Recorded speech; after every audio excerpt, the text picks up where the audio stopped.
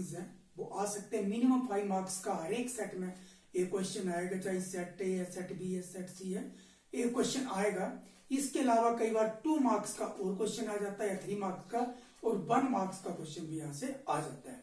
तो चलिए देरी न करते हुए प्रोडक्शन, प्रोडक्शन का मतलब होता है उत्पादन। पहले चलिए देखते हैं।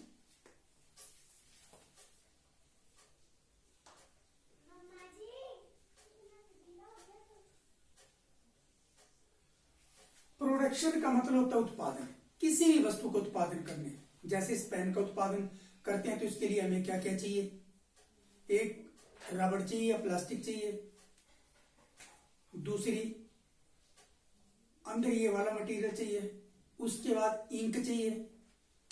और ये सारी चीजें किसी एक प्रोसेस के थ्रू होंगी। पहले प्लास्टिक को पिघलाएंगे, एक सांचे में डालेंगे, फिर ये सारा बन जाएगा, अलग अलग ये ढक्कन बनेगा, फिर अंदर इंक डालेंगे, फिर सारे ये पेन जो रेडी हो जाएगा।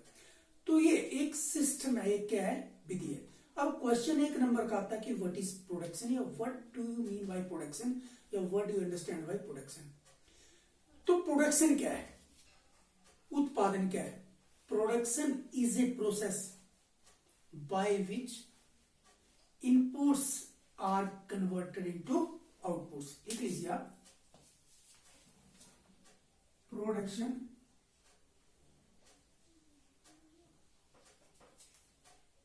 is a process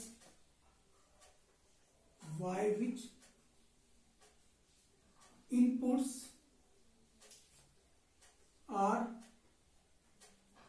converted into outputs। अब आपने समझना है कि मान लीजिए हमने क्या करना है, चाय का एक कप बनाना है। चाय के कप बनाने के लिए क्या होगा, पहले पानी चाहिए, पानी को उबालेंगे, फिर उसमें टी डालेंगे, उसके बाद शुगर डालेंगे, मिल्क डालेंगे और उबालेंगे। तो ये क्या है, विधि है। तो ये क्या है, एक प्रोसेस है। इसी तरह जैसे हम खेती करते हैं तो खेती में क्या करते हैं, पहले उसमें ट्रैक्टर चलाते हैं या हल चलाते हैं, उसके बाद सिंचाई करते हैं, उसके बाद बीज डालते हैं, खाद डालते हैं, तो जब बड़े हो जाते हैं तो घास वगैरह निकालते हैं, और जब बिल्कुल तैयार फसल हो जाती है तो उसको काटते हैं और थ्रेसिंग करते हैं, जैसे आजकल गेहूं का सीजन चल रहा है। तो क्या वो एक विधि है, क्या एक विधि है, एक प्रोसेस है। हमने बीज डाले और उसको कन्वर्ट किस में करा, बहुत सारे उत्पादन, एक बीज डाला और उसमें हमने बहुत सारा उत्पादन करा। तो क्या है, एक क्या है, एक विधि है। इसी तरह पेन बनाने की विधि है, इसी तरह चाय बनाने की विधि है। तो 1 नंबर का क्वेश्चन आता है तो आपने लिखना प्रोडक्शन प्रोसेस, ये क्या है, एक उत्पादन की विधि है। प्रोडक्शन क्या है, production is a process by which inputs are converted into outputs. ये डेफिनेशन आपने बच्चों कॉपी में लिख भी लेनी है कि उत्पादन वह विधि है जिसके द्वारा आगतों को निर्गतों में परिवर्तित किया जाता है। इनपुट्स को हम आगत कहते हैं और आउटपुट्स को हिंदी में निर्गत कहते हैं। तो एक बार आप दोबारा लिख लें कि उत्पादन वह विधि है जिसके द्वारा आगतों को निर्गतों में परिवर्तित किया जाता है। Inputs is a process by which inputs are converted into outputs. Second concept है प्रोडक्शन फंक्शन। 1 नंबर का क्वेश्चन होता है व्हाट इज प्रोडक्शन फंक्शन। उत्पादन फलन क्या है, उत्पादन फलन क्या है। तो ये लेते हैं हम QX इजिकल, ये समझना जो आपने बिल्कुल रट्टा नहीं लगाना चाहिए, समझना है। इक्वेशन ऐसे देख के परेशान नहीं होना, समझना आपने, मैं समझाऊंगा और आपको रटने की कोई जरूरत नहीं है। फंक्शन एल के। अब आप ये बोलेंगे कि ये क्या भला है, तो देखिए हम क्वांटिटी को ऐसे लिखते थे शॉर्ट में Q2 बाय यहां पे एक्स क्या है, वेरिएबल है। वेरिएबल मतलब चेंज हो सकता है। मान लीजिए कोई वस्तु, अगर पेंसिल का उत्पादन कर रहे हैं या इस मार्कर का उत्पादन करें, इसकी प्रोडक्शन कर रहे हैं, तो ये एक्स हो गया। अगर हम मोबाइल की प्रोडक्शन करें तो मोबाइल एक्स हो गया। और क्यू क्या हो गया, उसकी क्वांटिटी होगी। यानी कि इसका मतलब है कि अगर एक्स कोई वस्तु है तो एक्स वस्तु की कितनी क्वांटिटी का उत्पादन करें। और यहाँ क्या, इसका क्या है, फंक्शन। फंक्शन का मतलब होता है रिजल्ट। क्या होता है, रिजल्ट। मतलब कैसे कंबाइन होकर रिजल्ट निकालना है, आउटपुट कैसे निकला। और यहाँ पे क्या है, एल के। एल का मतलब क्या है कि उत्पादन के साधन है। बेसिकली उत्पादन के साधन होते हैं land, labour, capital and organisation. ये 4 साधन होते हैं, land, labour, capital and organisation. तो ये 4 उद्यमी, ये जो 4 हैं, ये उत्पादन के साधन होते हैं। लेकिन हम इस चैप्टर में उत्पादन के 2 साधन लेंगे। एक साधन लेंगे स्थिर और दूसरा साधन लेंगे परिवर्तनशील। तो स्थिर साधन और इस चैप्टर में 2 साधन लेंगे। एक लेंगे फिक्स्ड, एक लेंगे वेरिएबल। स्थिर और परिवर्तनशील। तो 2 साधन कौन से होंगे, एक हो जाएगा L. L is equal to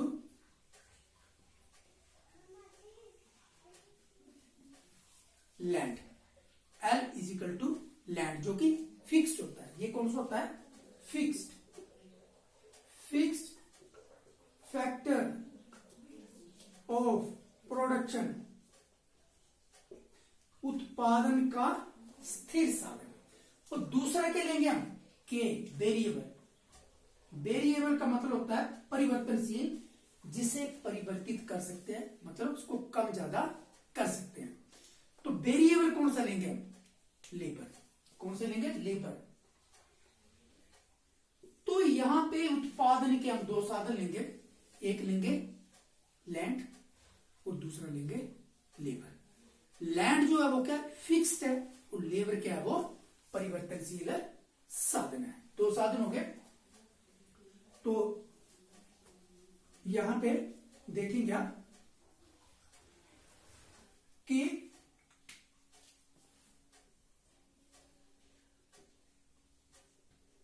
Q x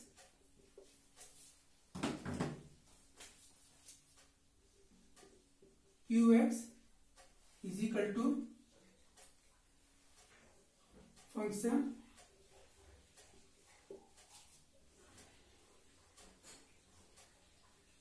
L K. तो इसका मतलब क्या है कि अगर हमने इतना उत्पादन करना है तो क्या है, उसके लिए हमें एक कॉम्बिनेशन होगा। वो कॉम्बिनेशन किसका होगा, लैंड का और लेबर का। कि उसके लिए हमने कितनी लैंड लगानी है, कितनी लेबर लगानी है, यानी कि कितने स्थिर साधन लगाने हैं और कितने परिवर्तनशील साधन लगाने हैं। तो यहां पे आप देखेंगे कि इसमें 1 नंबर का क्वेश्चन है। इसका मतलब क्यू एक्स किसका, क्यू एक्स जो है ये किसी वस्तु की जो क्वांटिटी है उसकी उत्पादन करने के लिए हमें 2 साधन, एक परिवर्तनशील साधन और एक स्थिर साधन लगाना पड़ेगा।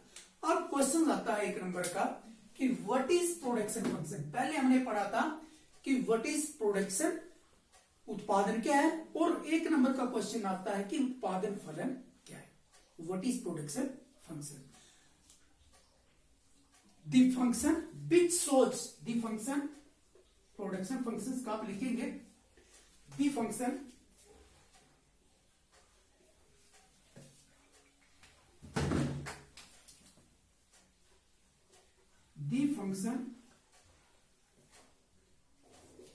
which shows the relationship between input and output is known as production function. उत्पादन फलन वह फलन है या प्रोडक्शन फंक्शन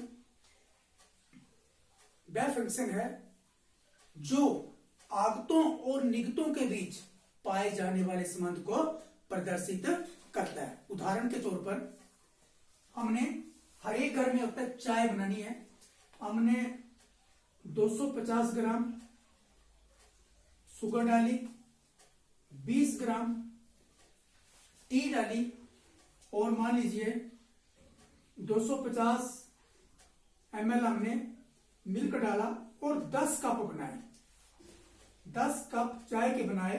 तो इनके बीच में जो रिलेशनशिप है कि हमने कितना पानी डाला, कितना हमने इनपुट डाला और कितना क्या हुआ प्रोडक्शन है हुआ है। और अगर हम खेती की तरफ से जाते हैं तो हमने सपोज हमने 1 क्विंटल सीड्स खेत में डाले और प्रोडक्शन कितनी होगी उससे 10 क्विंटल। तो रिलेशनशिप क्या हो गया 1:10,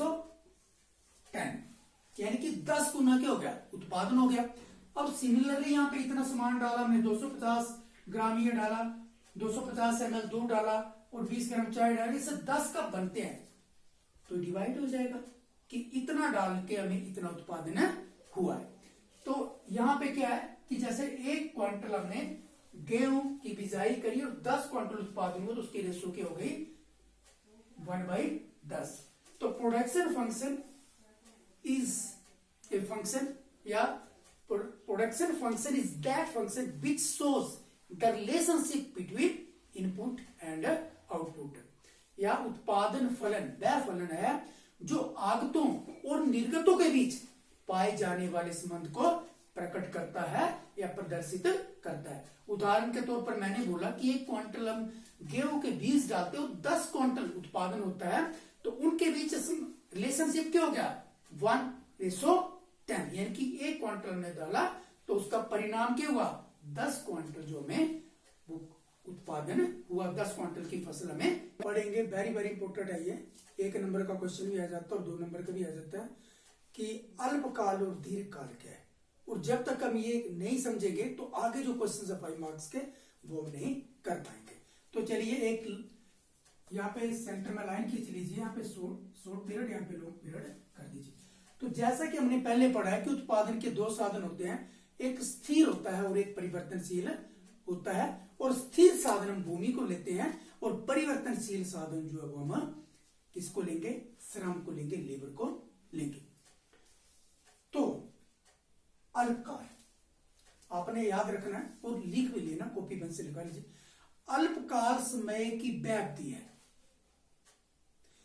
जिसमें उत्पादन का एक साधन परिवर्तनशील होता है और दूसरा साधन क्या होता है स्थिर होता है। In short period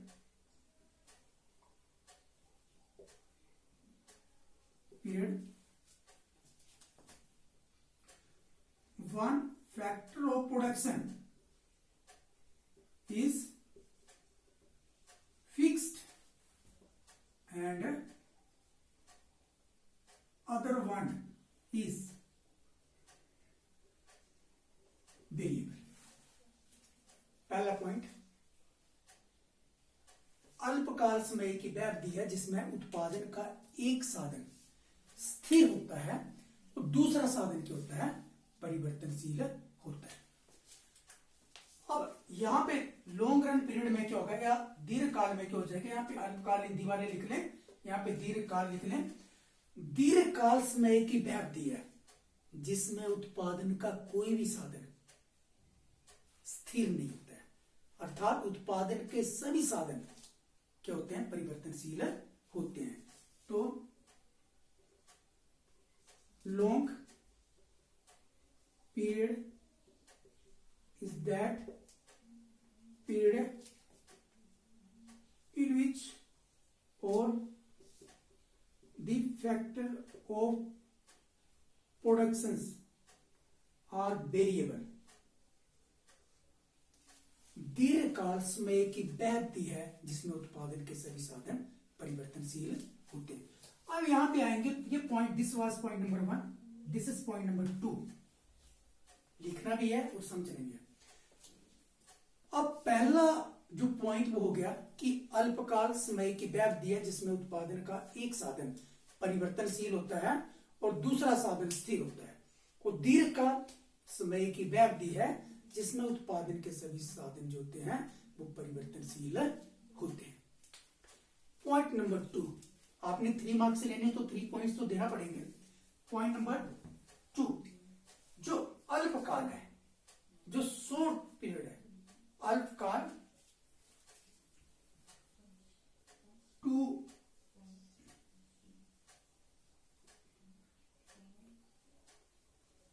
increase production, उत्पादन बढ़ाने पर या उत्पादन बढ़ाने के लिए, to increase production we have to increase variable factor of production, that is labor, in short period, and to decrease production we have to decrease the factor of production, that is labor. So to increase production in short period we increase the factor of production, that is labor, because we can only increase or decrease labor. And second factor of production in short period, that is land is fixed, we cannot change in short run period. And to decrease production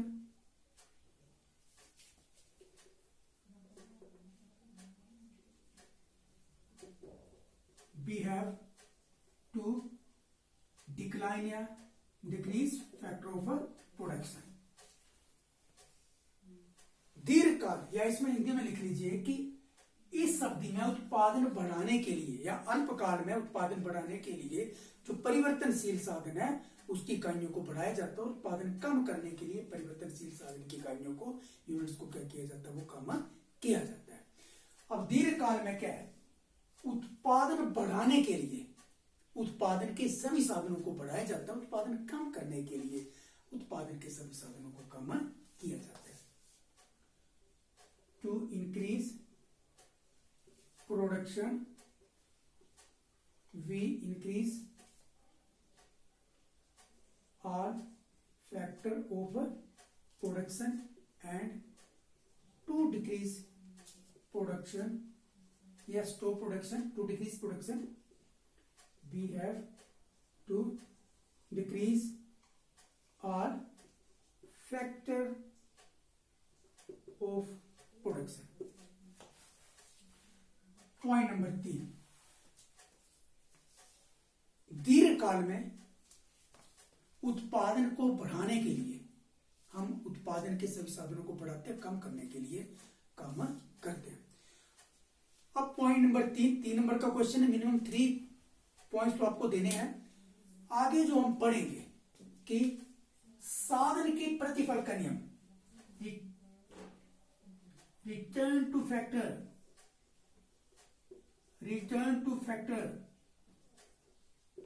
is a example of short period which only implement in shorter period, and return to scale is an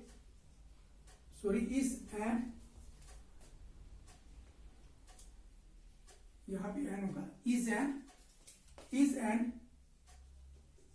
example of long period and only implement implemented in long period.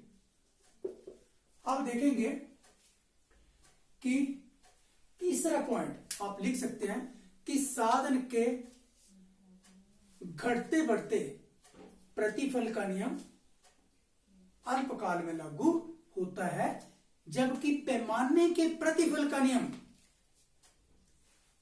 दीर्घकाल में लागू होता है। और साधन के प्रतिफल का नियम शॉर्ट रन का उदाहरण है, और पैमाने के प्रतिफल का नियम जो दीर्घकाल है उसका उदाहरण है। अब ऐसा क्या रीजन है कि अल्पकाल में एक साधन परिवर्तनशील होता है, एक स्थिर होता है, और दीर्घकाल में सारे परिवर्तनशील होते हैं? ऐसा क्या होगा, क्या रीजन है? तो इसका रीजन यह है कि अल्पकाल में इतना कम समय होता है कि कोई भी उद्यमी, कोई भी उद्योगपति पूरे के पूरे उद्योग को शिफ्ट नहीं कर सकता है। अगर किसी ने अपनी फैक्ट्री बहादुरगढ़ से बद्दी में लगानी है या बद्दी से गुजरात में ले जानी है, तो पूरी मशीनरी ले जाना पड़ेगी, पूरी फैक्ट्री चेंज करना पड़ेगी, वहां पे फैक्ट्री बनाना पड़ेगी, जमीन खरीदना पड़ेगी, बिजली चाहिए, पानी चाहिए। तो इस प्रोसेस को क्या है, बहुत ज्यादा समय लगेगा। और ये कब हो सकता है, ये सिर्फ कब हो सकता है, ये दीर्घकाल में ही हो सकता है, क्योंकि अल्पकाल में दोनों साधनों को नहीं बढ़ाया जा सकता। जैसे कोई फैक्ट्री बद्दी में लगी है, तो वहां पर अगर उनको उत्पादन बढ़ाना, तो क्या करेंगे, 8 घंटे लेबर काम करती है, 4 घंटे ओवर टाइम कराएंगे, संडे को काम कराएंगे, तो क्या करेंगे, फैक्ट्री वही रहेगी, मशीनें भी वही रहेंगी, लेकिन जो लेबर है, जो वेरिएबल फैक्टर है एक, उसको क्या कर देंगे, बढ़ा देंगे। और अगर काम नहीं चल रहा होगा, प्रोडक्शन नहीं करनी है, मार्केट में सामान नहीं बिक रहा, तो क्या करेंगे, फैक्ट्री तो वही रहेगी, मशीनें भी वही रहेगी, लेकिन जो लेबर है उसको कम कर देंगे, कुछ को छुट्टियां दे देंगे या सबको छुट्टियां दे देंगे, क्योंकि प्रोडक्शन नहीं करनी है।